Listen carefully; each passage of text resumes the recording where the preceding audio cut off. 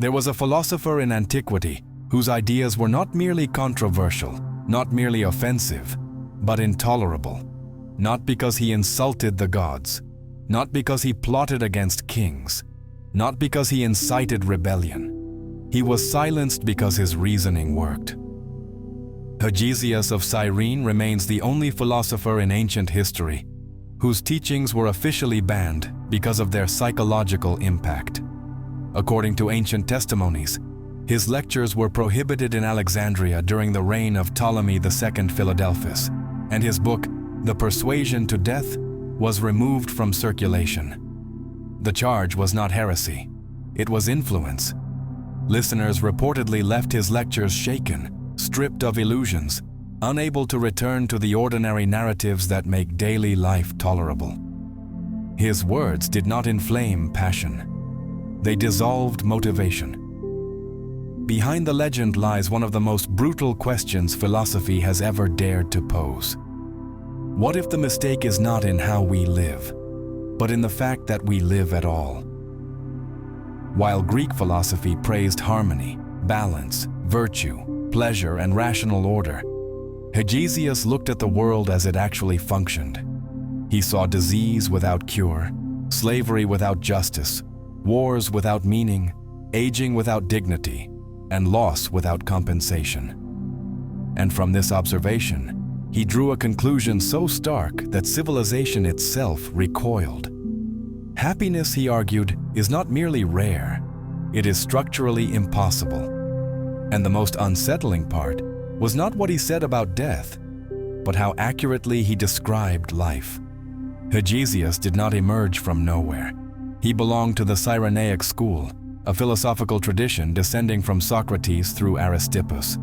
The Cyrenaics held that pleasure was the highest good, the only thing truly worth pursuing. Hegesias accepted this premise completely, and then he destroyed it from within. Living under the same sun as his contemporaries, he observed something they preferred to ignore. Pleasure is brief, fragile, dependent on conditions outside our control. Pain, by contrast, is durable, invasive, and unavoidable. He did not soften this observation, he sharpened it. Pleasure, he argued, is not a stable state but a momentary suspension of discomfort. Desire creates lack. Fulfillment ends desire only temporarily. And the memory of pleasure, far from comforting, produces longing, which is itself a form of suffering. Happiness in this framework is not a goal, it is advertising, a narrative invented to make existence appear less hostile than it is. What made Hegesias terrifying was not emotional despair, but emotional neutrality. He spoke calmly, logically, almost clinically. He did not weep over existence. He dissected it. Ancient sources preserve a sentence attributed to him that encapsulates his worldview. The wise person values neither life nor death. Both are indifferent. But when pleasure cannot endure, clarity favors release. This was not rage. It was arithmetic. Hegesias' most infamous work, The Persuasion to Death, is lost to history. But descriptions survive. It was reportedly written as a monologue, in which a woman addresses her husband, methodically dismantling every argument for continuing to live. She does not scream. She does not beg. She reasons. She lists the miseries of human existence, physical pain, emotional loss, injustice, uncertainty, the fragility of all achievements, not as tragedies, but as norms, not as exceptions, but as the rule. There is no emotional manipulation in the argument, only a slow accumulation of facts. The conclusion is devastating precisely because it is quiet. Life is overvalued. According to Cicero, the effect of Hegesias' teaching was so strong that authorities feared its consequences. The ban was not philosophical disagreement. It was containment, because there was no easy refutation. If pleasure is unstable, if pain is inevitable, and if existence offers no permanent compensation, then on what rational basis does life demand allegiance? This was the question no school of thought wanted to answer.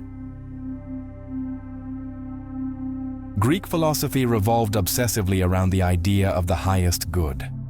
Aristotle proposed eudaimonia, a flourishing life aligned with virtue. Epicurus sought freedom from pain through moderation. The Stoics preached endurance and dignity. Hegesias rejected all of them, not emotionally, structurally. Virtue, he argued, does not prevent illness. Wisdom does not stop aging. Moral effort does not cancel grief. No ethical framework can override the biological mechanics of suffering. Fragments preserved by later writers suggest Hegesias believed that even pleasure contains its own negation. Every moment of joy carries the certainty of its disappearance. Every satisfaction announces its own end. In this sense, consciousness itself becomes the punishment. To be aware is to anticipate loss. To desire is to manufacture dissatisfaction.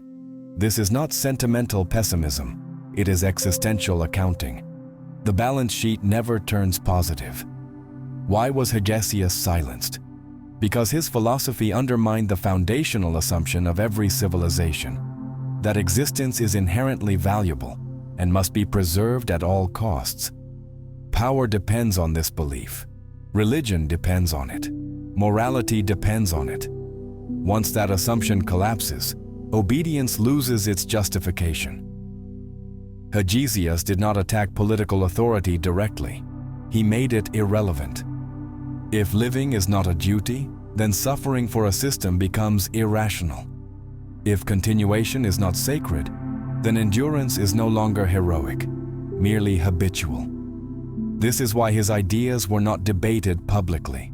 They were removed, not censored for being false, but feared for being consistent. Centuries later, thinkers like Arthur Schopenhauer and Émile Cioran would echo similar conclusions. That consciousness magnifies pain, that hope is a mechanism of denial, that lucidity often arrives without comfort.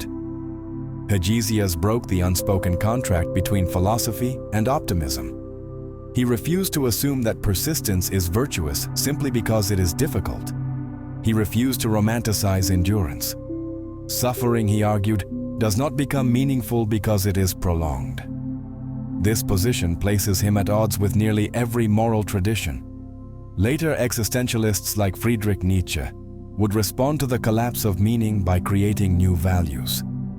Hegesias did not create, he concluded. Where others sought transcendence, he accepted neutrality. This is why his thought feels terminal. It does not open paths, it closes loops. It reaches the end of reasoning and stops. Not with despair, but with stillness. Hegesias left no school, no disciples, no program for living. His philosophy does not tell us what to do. It tells us what cannot be justified. It forces an encounter with a possibility most prefer to avoid. That meaning is not hidden, not lost, but absent. That happiness is not stolen from us. It was never structurally available. This does not produce hysteria. It produces silence. And that silence, perhaps, was the most intolerable part. Civilizations are built on stories. Hegesias questioned the story itself. Most philosophies promise something. Hegesias promised nothing. He did not console. He clarified. His legacy is not despair, but exposure. He shows what remains when narratives collapse, when hope is stripped of decoration, when existence stands without justification. That is why he was silenced. And that is why he still disturbs. Not because he tells us what to choose, but because he asks whether our reasons for choosing were ever solid to begin with. When reason reaches its limit, words stop. And what remains is the silence Hegesias understood better than anyone. Not a scream, not a collapse, just the quiet recognition that existence does not owe us meaning, and never promised it. Some ideas are too heavy to be consumed casually. They don't entertain, they stay. If you're still here, listening, thinking, letting this discomfort sink in, that already says a lot. This channel isn't built for easy comfort. It exists for those who are willing to look at reality without filters, without guarantees, without consolation prizes. Just clarity. And that kind of content only survives because people like you choose to stay.